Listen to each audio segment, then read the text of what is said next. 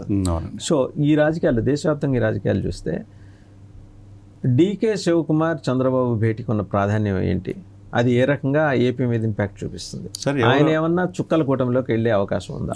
చుక్కల కూటమి ఇప్పుడు ఏంటంటే, అంటే INDIA ఈ పార్టీల్లో ఏంటంటే, కాంగ్రెస్లో ఇండియా కూటమిలో దాదాపు 10 నుంచి 15 మంది ప్రధానమంత్రి కావాలని కోరుకుంది. లల్లూ ప్రసాద్ యాదవ్ గారికి ఉంది, మమతా బెనర్జీకి ఉంది, కేజ్రీవాల్కి ఉంది, రాహుల్కి ఉంది, ఇంకా నితీష్ కుమార్, వీళ్ళందరూ కూడా ప్రధానమంత్రి కావాలని కోరుకుంటుంది. అది ఎప్పుడు ఎవరు లోపల ఉంటారు, ఎవరు బయట ఉంటారు ఇండియా కూటమిలో తెలియదు మనకి. అది ఎక్కువ మంది ఉన్నారు ఇక్కడ. ఇదే సమయంలో అవినీతి ఆరోపణలు ఎదుర్కొంటున్న ప్రధానమంత్రి అభ్యర్థులు కూడా కాంగ్రెస్లో ఉన్నారు. ఈ సిచ్యువేషన్స్లో కంపారిజన్ మోడీకి మిగతా వాళ్ళకి చూస్తారు. ఇక్కడ ఇండియా కూటమిలో చంద్రబాబు నాయుడు గారు చేర్చే ప్రయత్నంలో డీకే శివకుమార్ డీకే శివకుమార్ అపార పరిణితి చెందిన వ్యక్తి. సమకాలీన రాజకీయాల్లో పాపం ఆయన పార్టీని బతికించాడు కర్ణాటకలో. ఆయన ఇప్పుడు ముఖ్యమంత్రి కాకపోయినా భవిష్యత్తులో ఫ్యూచర్ బాగుంటుంది.